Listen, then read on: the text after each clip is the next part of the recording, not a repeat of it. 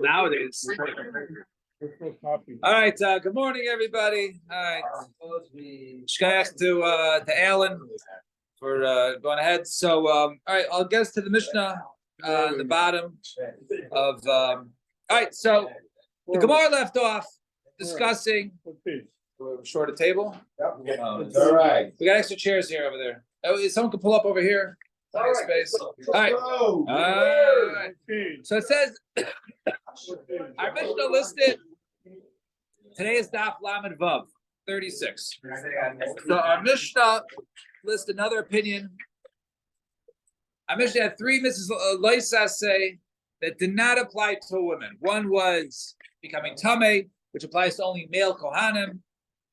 One was do not round the corners of your head, i.e., what we now refer to as peyot or payas, and also the destroying of one's beard, also the corners of one's beard, shaving with a razor. So those apply to a man and not a woman. There's a license say. So then we had another one. EC comes in, and he taught that even for one to go ahead and make bald spots upon one's head is a sign of mourning, also forbidden, but it's only forbidden to men and not to women. So we have one reason. We said, and now we have another. So Abaye, so we're top line in Lamed Vav Amar. So Abaye Omar Hainu Tam at the EC to go at Karcha with Bnei Aro.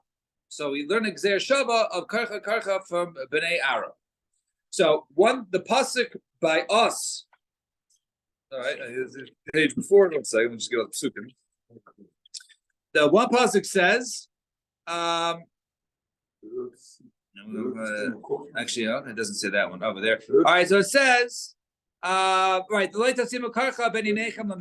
that was said to regular Bnei Israel, and there's another pasuk that says karcha over there by the Kohanim, the beginning of Parshas Emor and pasuk Hey.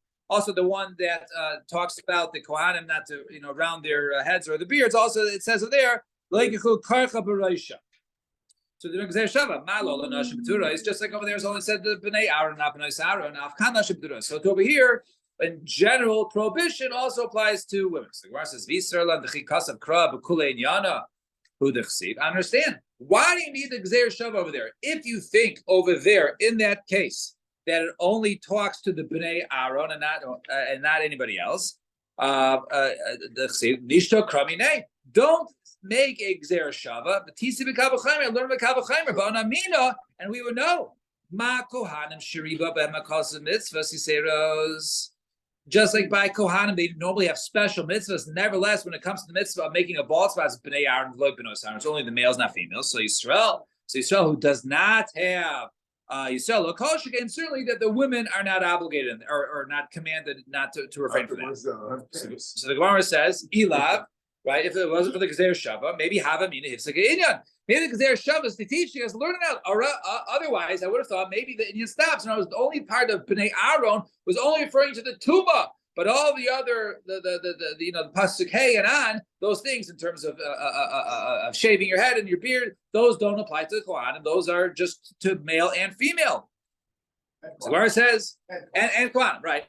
So Gemara says, Sa'ashtanami. Okay, so let's say it's Gzer Shav, and if it's saying Gzer Shav, we need the Gzer Shav for something else, nothing to do with the females are exempt. Look at the Tanya, we're going to Bryce that says like It says, do not make a bald spot. Karchas,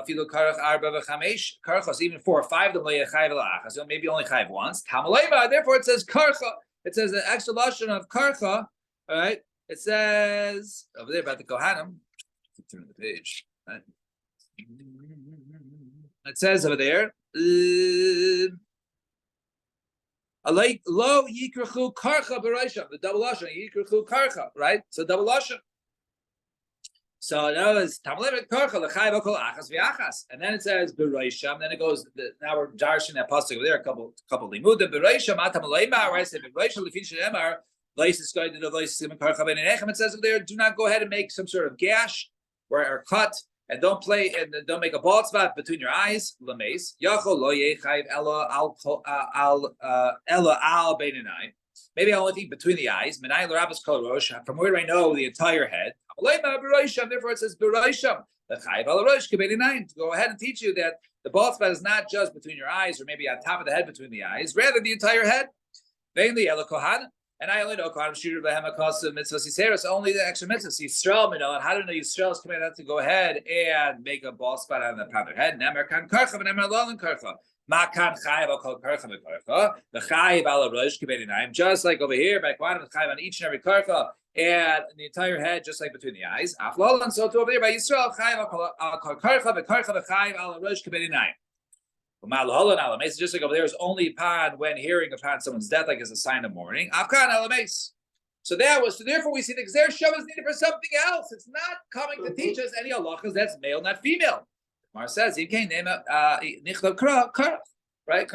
By karcha. Why does it say karcha? Right? The extra heish. Tarti. So you can learn both limudim, all the limudim over there, plus male, not female. And Rava says, slow down there. You don't need that Gzer Shava.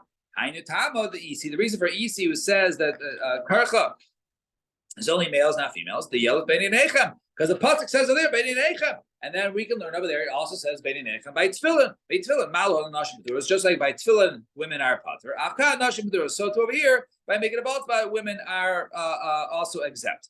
The Rava, my time, Lomer Kabai. So why did Rava not learn like Abai using the Gzer Shava Karcha? So my answer is karcha loy mashmalei. He didn't use the extra hay. Remember, we said the extra hay came to teach you both limudim. He didn't darshan the extra hay to teach you both limudim, and therefore he learned it from tefillin. The Abai, my time lo mekabrov, and Abai, why don't you just push it, learn Beini Nechem? Tefillin gufayo mehacha gamerla. He already uses the Gzer Shava actually to learn out from tefillin.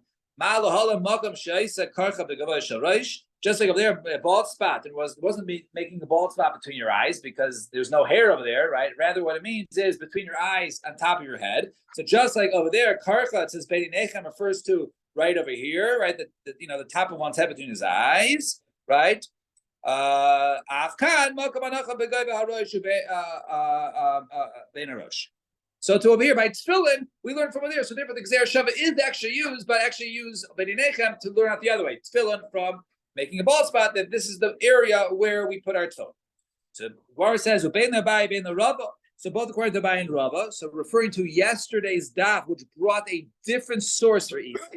So hi, banim atem, my darshibe. Why did they darsha with this pasuk of banim atem? They actually use it for another drush. Look at the Tanya. Where the Brisa says, "Banim atem laHashem lokechem." It says, "You are children to Hashem." Bisman sha'atem noigim minag banim. When you act like as children, when you follow the commandments, then you're called as sons. However, but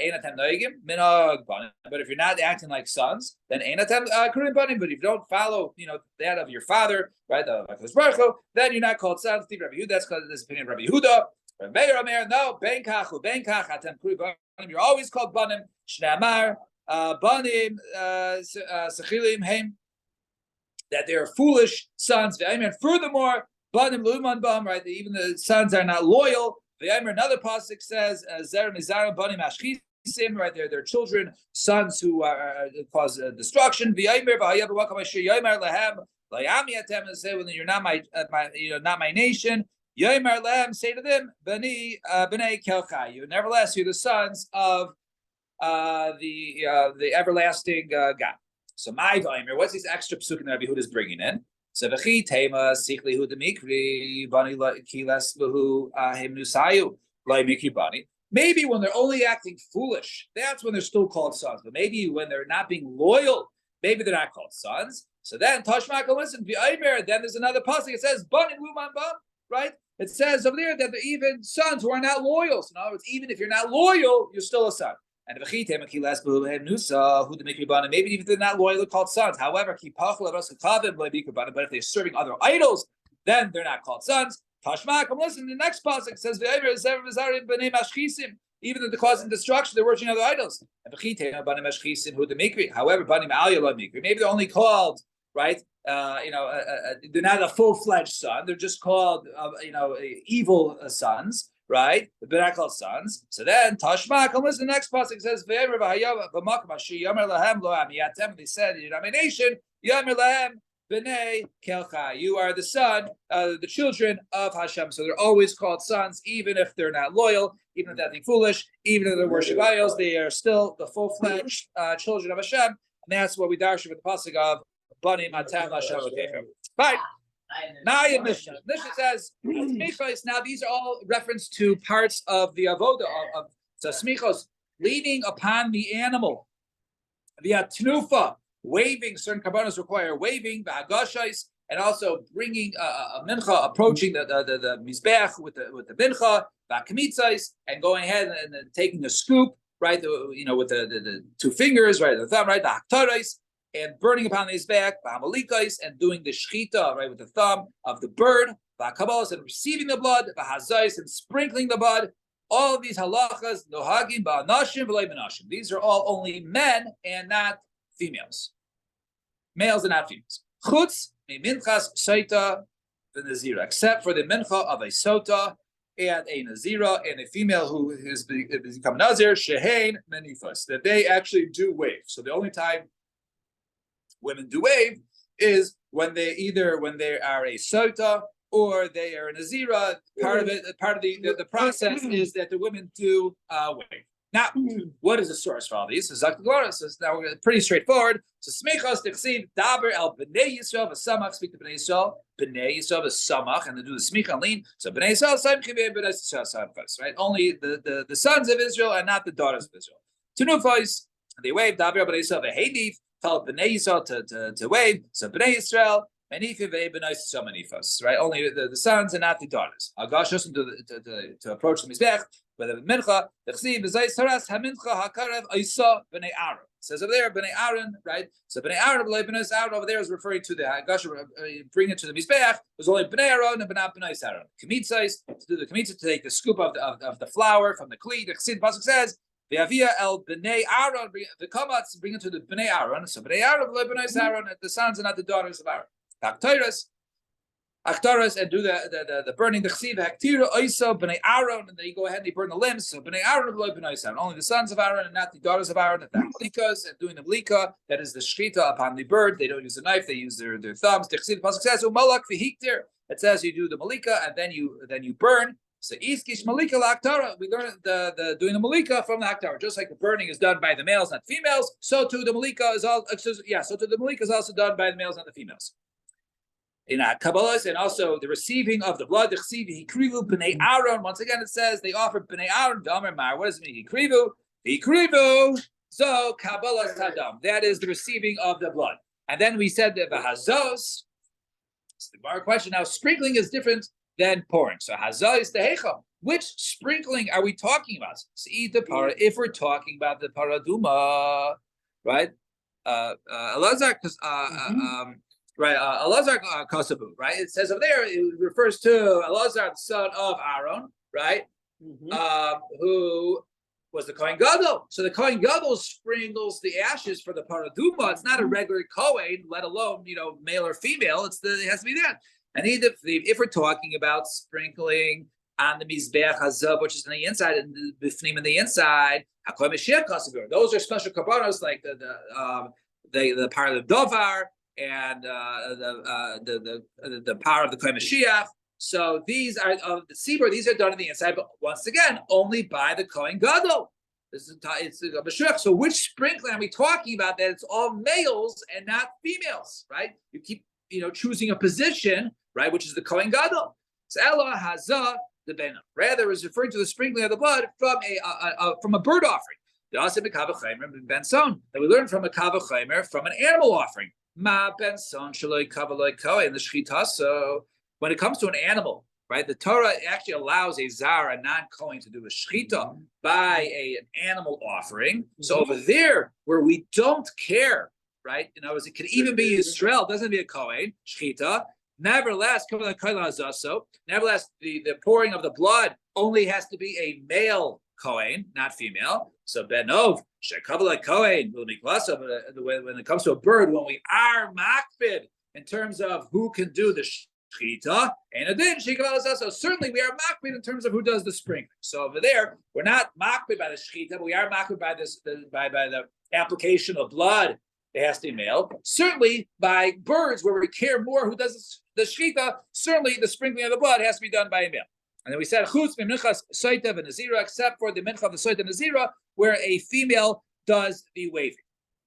So Amalei Rabbi Lazar, right? Rabbi Yosha, the Dari. So he said the Rabbi Yosha, the Dari of his generation. In other words, there was two Rabbi Yoshas. This was the there wasn't one as famous as Rabbi Eliezer, right? Rabbi Yosha Kashisha. He was like the more chash. He was much older, so he said to somebody who was more, I guess, younger, his generation, not the older Rosh Hashiva Rabbi Yosha. So what did Rabbi Elazar say? But he said, you can't go ahead and sit down until you teach this limud. Where do we know that the mincha of the sota, right, a sota woman, she brings her offering to see, right, in a shatuna tenufa that she requires waving. So Gemara says, minalan, the gufa ksiv says vehenif as a mincha, that they wave the mincha. Ela tenufa bebaili mincha. How do we know that the owner does, the one who's bringing the offering does the tenufa? Minalan. So also yad mishlam. We learn gzer shava from the word yad from shlavim. Ksiv hachat says of the kachak chayim yad isha. It says the kohen takes it from the hand of the woman. Ksiv hasim says over there yadav tviyana. By shlam it says yadav tviyana. So ma kan kohen. Just like over here it says the kohen has to wave. Avlahalan kohen. So to over there in the case of a shlam the kohen has to wave. And malahalan over there bailim it says over there the owners wave it. Avkan bailim. So to the owners in this case, i.e., which would be the woman, would wave it. So okay, so how do you the discrepancy? So kohen machnis yad tachas yad bailam. So therefore, the kohen and the person bringing it, whether it's a shlamim, whoever's bringing the shlamim, the male, or when it comes to the sota, the woman, he places his hand beneath hers, umeynif, and then they wave it together. So what does the pasuk teach us then? Which pasuk? So over there by shlamim, by sota. It teaches us that the kohen does it. It says the kohen does it. Right. So right, the kohen does it. And over there, it says the Baalim do it. So both cases, we learn the Kohen, right. Then they wave together. So Ashkan Saita, so I find Sota, so Nizira Minol, and I know Nizira, so Asya Kaf Kaf Misa. So another Gzer Shava of Kaf Kaf, it says Vanasan al Kapeh, and by Nazir it says Vanasan al Kapeh Nazir. So therefore, Gzer Shava, we say that also in the case of Nizira, she also waves it with the Kohen. Right, we'll stop here at the Mishnah. It's a longer davening. So tomorrow, Hashem, we'll start a little earlier. Nothing to do with the davening.